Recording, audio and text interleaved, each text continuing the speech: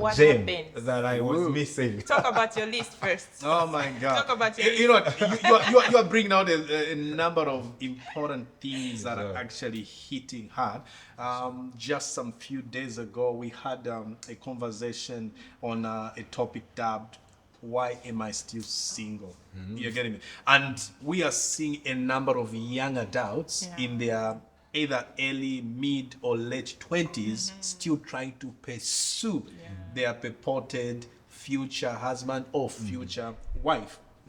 But you're saying in your 20s, when you're pursuing, you are not thinking about marriage, but at least you already had the list. Question: I was actually thinking about marriage. Yes. Okay.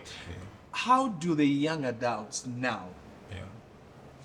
Because it's one thing to write a list, but that is a thing that is actually limiting a lot of people because not everyone is ticking in the box. How can you write a list but also be, I can say, not comfortable but flexible in whoever comes your way so that you can find your right partner? Okay, so I'll say a few things that I know my wife got something to say. So there are a couple of things. For me, one thing that stands out is just the aspect of mentorship and accountability.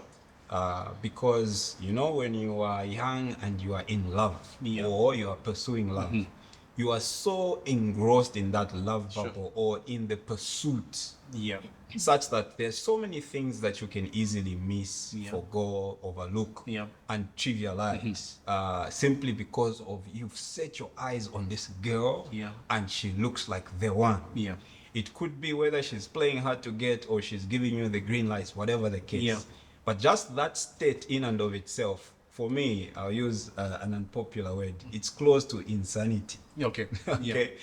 It's like you almost kind of lose your perfect sense of reasoning because, you know, like falling in love kind of affects in essence how you reason if you don't use your brain. And most of the times just that euphoria of falling in love, you know, people will say, follow your heart, follow your heart. It's very easy for you to end up in a ditch just following your heart. There has to be a place where your mind comes into play. And the mentorship aspect is what helps a lot because then you have somebody older, somebody who's been through that journey, who will be able to see the blind spots. They'll be able to see things in that particular situation that you're not able to see. I'll give you an example. I was madly in love with this non-Christian girl. Okay.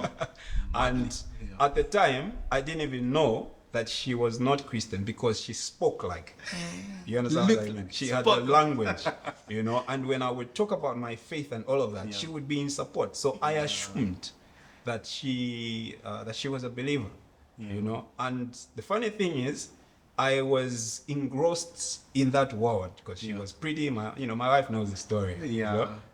She knows the girl I'm talking about. Awesome. It's pretty, and she had the looks, she had the brain power, and all of that.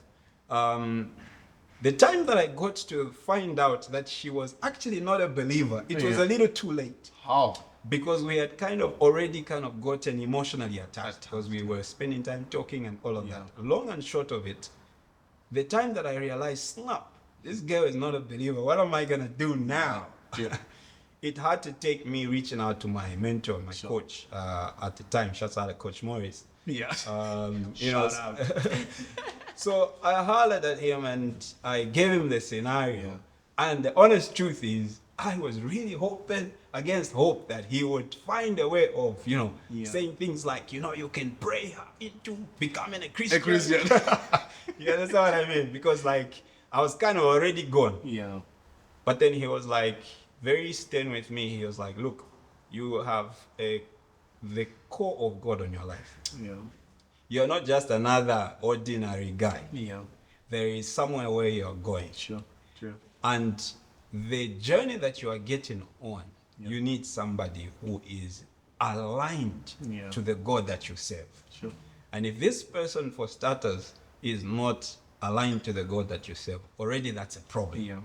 Now you can imagine if it's a problem now, what kind of problem it's going to be for you in the future. So he gave it to me in black and white, like it was. And like any other mentee, I was advised, but I had to make the decision. Yeah. So it took me some time, Sure. but I knew what I needed to do, and eventually I made that decision. My point being that in that euphoria of the love bubble, you really need those sober voices of reason to speak some sober words into you for you to really be preserved. Because for me, that spoke preservation. Yeah. I can only imagine if I didn't get that advice Yeah, and if I had yeah. gone down that road. So that Word, stands out word. for me.